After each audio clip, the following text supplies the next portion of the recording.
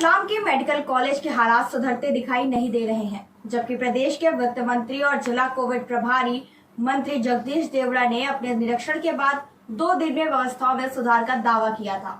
लेकिन एक बुजुर्ग ने जिस तरह से दम तोड़ा, उससे मंत्री जी का दावा खोखला ही साबित हो रहा है। देखिए रिपोर्ट।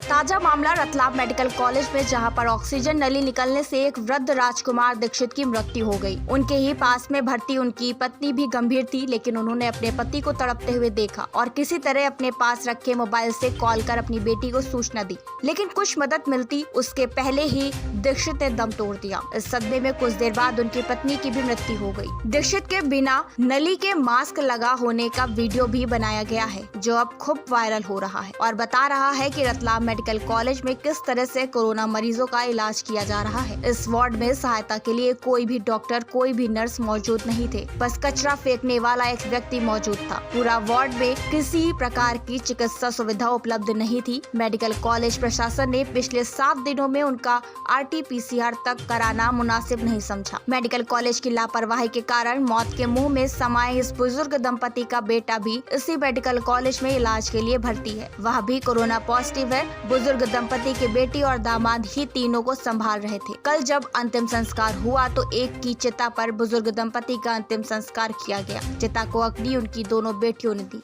अभी ये दूसरी लहर प्रारंभ हुई है और बहुत तेज रफ्तार से ये आई है। अभी हमारे मध्य प्रदेश के यशस्वी माननीय मुख्यमंत्री जी ने इसको बहुत गंभीरता से लिया। मंत्रिमंडल की बैठक बुला करके सारे हमारे मंत्रीगण साथियों को जिम्मेदारी दी। किसी मंत्री को 3 जिले भी दिए, क्योंकि मंत्री कम हैं, जिले ज़्यादा हैं। किसी को 2 की दी, किसी को 1 की दी। और इस संकट की घड़ी में पूरे मध्य प्रदेश के जिलों में लगभग 100 करोड़ 104 करोड़ के करीब बजट भी उन्होंने आवंटित किया सभी जिलों को।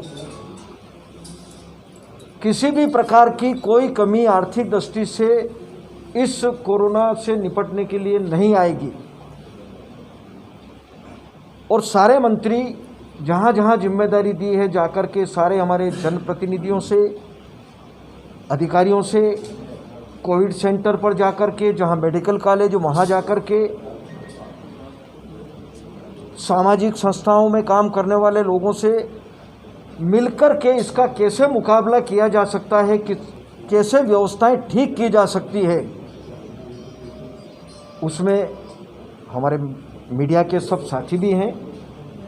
कोई अलग नहीं है, सारे लोग मिलकर के इस संकट से मुकाबला करना है, इस संक्रमण की चेन को तोड़ने का काम करना है। और उसी कड़ी में मेरे जैसे एक कार्यकर्ता को जिम्मेदारी देकर के रतलाम और मंदसौर का कहा है। मैं मेरे सभी साथी, सांसद जी, विधायक जी, जिले के सब अधिकारियों के साथ में आज मैं मेडिकल कॉलेज भी गया। वहाँ का स्टाफ भी ज़रूर परिश्रम कर रहा है। इस संकट की घड़ी में हम ये भी कहना चाहेंगे कि पैरामेडिकल स्टाफ, चाहे हमारे पुलिस कर्मचारी हों, चाहे और भी कोई काम करने वाले अधिकारीगण हो, जान जोखिम में डाल करके, ये पता है कि यह संकट बहुत बड़ा संक्रमण है,